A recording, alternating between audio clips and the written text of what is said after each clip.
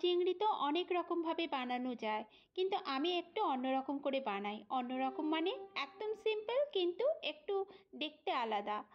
অনেকে ছোট ছোট কেটে লাউ দিয়ে রান্না করে, কিন্তু আমি একটু বড় বড় সাইজের লাউ কেটে সেদ্ধ করতে বসিয়ে দিয়েছি কুকারে। কারণ বেঙ্গলের মতন আমাদের এখানে লাউগুলো না চট করে সেদ্ধ হয়ে যায় না, ওই জন্য একটা সিটি মেরে নিলে বেশ ভালো সেদ্ধ হয়ে যায়।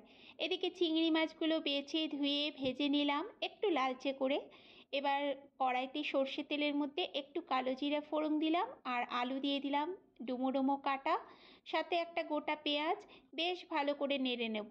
নতুন আলু হলেও এখন আমাদের এখানের আলু চট করে সেদ্ধ হয়ে ওঠে না, ওই জন্য একটু ঢেকে দিলাম। এবার দেখুন একটু লালচে লালচে হয়ে গেছে, পেঁয়াজগুলো ভাজা হয়ে গেছে। আমি 1 চামচ মতন আদা রসুন পেস্ট, টমেটো, কাঁচা লঙ্কা দিয়ে দিলাম। সাথে নুন, হলুদ, জিরে গুঁড়ো, ধনে গুঁড়ো, একটু লঙ্কা গুঁড়ো সমস্ত দিয়ে এবার শুধু একটু কষাবো। যত কষানো হবে তরকারির স্বাদও ততটা বাড়ে। এবার কষানো হয়ে গেছে, লাউটা সেদ্ধ করেছিলাম ওই জল সমেত একটু লাউটা দিয়ে দিলাম, আর সাথে চিংড়ি মাছগুলো দিয়ে দিলাম। এবার উপর থেকে একটু গরম মশলার গুঁড়ো দিয়ে দেবো।